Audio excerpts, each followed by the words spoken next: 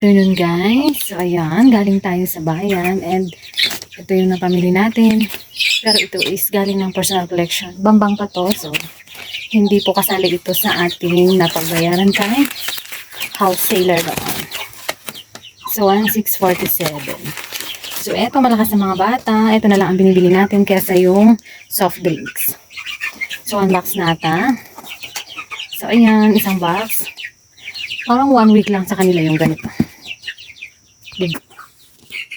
So, ayan. Ito na yung napamili natin na chichirya. Ewan ko, status. I don't know. So, ayan. Sa bayan mo talaga makikita yung mga pagkakaiba ng mga presyo. Presyohan ng mga ganito. Kasi dito is pare-parehas lang yung mga ganito. So, pero sa bayan is magkakaiba po ng presyohan. So, ang steady, ito is ito. Ito lang yung dati pa. Naku, nag-away yung mga tissue.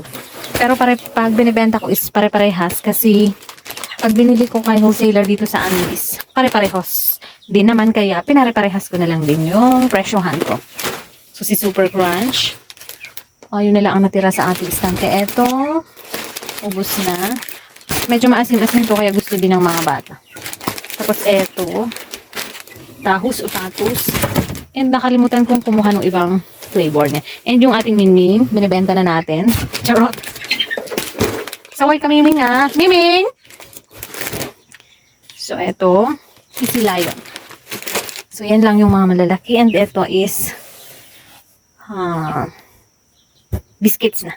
So, konti lang yung ating nakuha kasi nga is 3 days lang naman and konti lang yung mga mamimili sa akin. Kaya, ito lang yung mga ano ko. Hindi ako namili ngayon ng chichirya na maliliit kasi hindi na carry ng budget. Hindi, meron pa tayo. At saka pupunta din lang naman tayo sa bayan sa susunod na linggo kasi follow-up, check-up natin. Ako lang pala. So, eto, biscuits na dalawa. Ito yung medyo ano sa mga ano. Mahilig kasi ako sa ano-ano. Tapos, bumili ako ng 2 candy lang kasi marami pa tayo dito.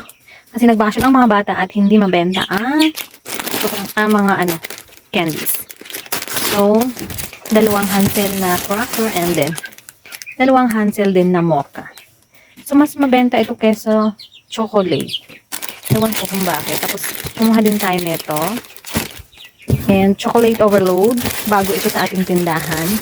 So, meron tayong pakonti-konting dagdag dito sa ating tindahan. Kahit na konti, basta may dagdag tayong ibang flavor din para hindi naman magsawa yung mga bata nating suki.